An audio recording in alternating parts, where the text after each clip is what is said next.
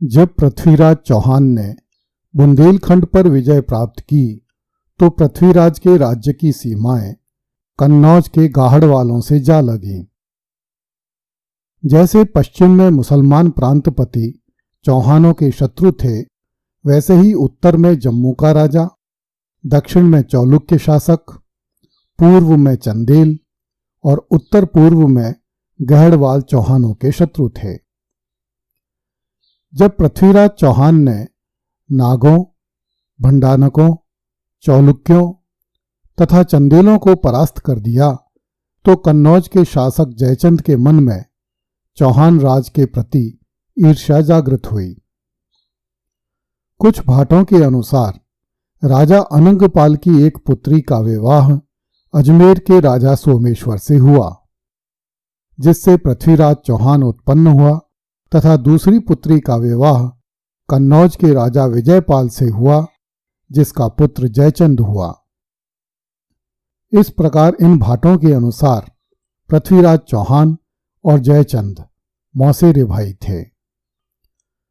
चूंकि दिल्ली के राजा अनंगपाल के कोई पुत्र नहीं था, इसलिए राजा जयचंद को आशा थी कि दिल्ली का राज्य जयचंद को मिलेगा, किंतु राजा अनंगपाल तोमर ने दिल्ली का राज्य पृथ्वीराज चौहान को दे दिया।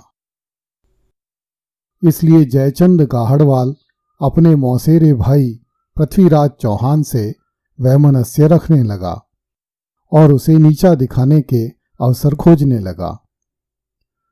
पृथ्वीराज रासों के लेखक कविचंद बरदाई ने चौहान तथा गाहड़वाल संघर्ष का कारण जयचंद की पुत्री संयोगिता को बताया है।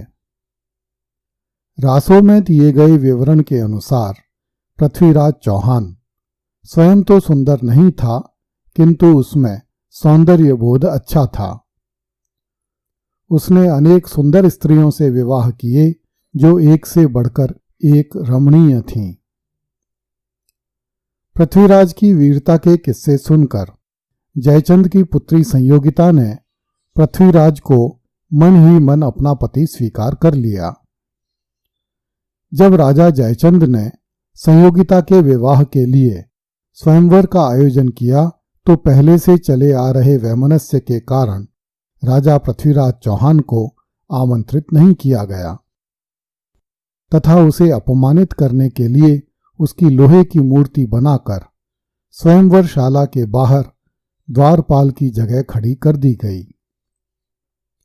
इस पर राजकुमारी संयोगिता ने राजा पृथ्वीराज को संदेश भिजवाया कि वह पृथ्वीराज से ही विवाह करना चाहती है।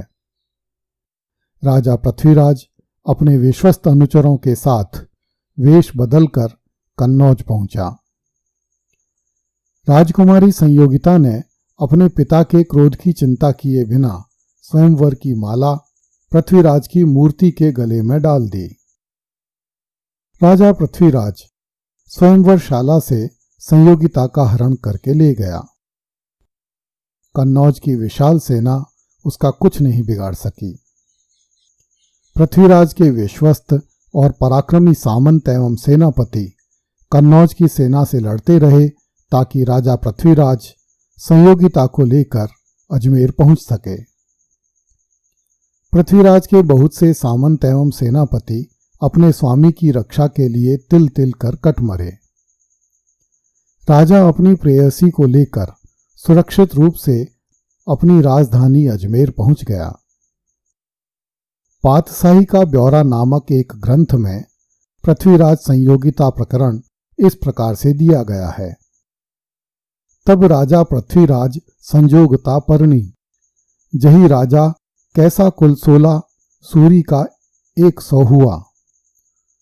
सूरी का 100 हुआ, त्याके भरोसे परणी ल्यायो। लड़ाई सावता कही, पणी राजा जयचंद पूग लो पूज्यो नहीं। संजोगता स्वरूप हुई, तही के बसी राजा हुओ। सो महिला ही मां रही, महिला 15-12 ना निसरियो नहीं। प्रेम, बलिदान और शौर्य की इस प्रेम गाथा को पृथ्वीराज रासों में बहुत ही सुंदर विधि से अंकित किया गया है। सुप्रसिद्ध ऐतिहासिक उपन्यासकार आचार्य चतुरसेन ने अपने उपन्यास पूर्णाहुति में पृथ्वीराज रासो को आधार बनाकर इस प्रेम गाथा को बड़े सुंदर तरीके से लिखा है, जबकि आधुनिक इतिहासकारों रोमिला थापर, R.S. त्रिपाठी, गौरीशंकर हीराचंद ओझा आदि ने इस घटना के सत्य होने में संदेह व्यक्त किया है, क्योंकि संयोगिता का वर्णन रंभा मंजरी नामक ग्रंथ तथा राजा जयचंद के शिलालेखों में नहीं मिलता। इन इतिहासकारों के अनुसार संयोगिता की कथा 16वीं सदी के किसी भाट की कल्पना मात्र है, जबकि दूसरी ओर C.V. वैद्य, डॉक्टर गोपीनाथ शर्मा तथा डॉक्टर दशरथ शर्मा आदि इतिहासकारों ने संयोगिता हरण की घटना को सही माना है। रोमिला थापर आदि इतिहासकार इस आधार पर पृथ्वीराज संयोगिता की कथा को गलत बताते हैं कि पृथ्वीराज की माता कर्पूर देवी चेदी देश की राजकुमारी थी, न कि दिल्ली की, जबकि भाटों और ख्यातों ने पृथ्वीराज को अनंगपाल का दौहित्र कहा है। यह सही है कि पृथ्वीराज अनंगपाल का दौहित्र नहीं था, किंतु यह संभव है कि चेदी देश के कलचुरी राजा अचलराज तथा दिल्ली के तोमर राजा अनंगपाल के बीच कोई वैवाहिक संबंध रहा हो, जिसके आधार पर पृथ्वीराज दिल्ली के अनंगपाल का दौहित्र लगता होगा। दूसरी बात यह है कि पृथ्वीराज अनंगपाल का दौहित्र नहीं था, इस आधार पर संयोगिता हरण की कथा गलत सिद्ध नहीं होती है। यदि पृथ्वीराज और जयचंद मौसेरे भाई होते तो पृथ्वीराज संयोगिता का चाचा होता। ऐसी स्थिति में पृथ्वीराज द्वारा संयोगिता का हरण एक अनैतिक कार्य माना जाता। अतः पृथ्वीराज और जयचंद में कोई रक्त संबंध नहीं होने से संयोगिता हरण में कोई बाधा ही नहीं थी। इसलिए राजा पृथ्वीराज चौहान द्वारा संयोगिता के हरण को काल्पनिक मानने का कोई आधार नहीं है।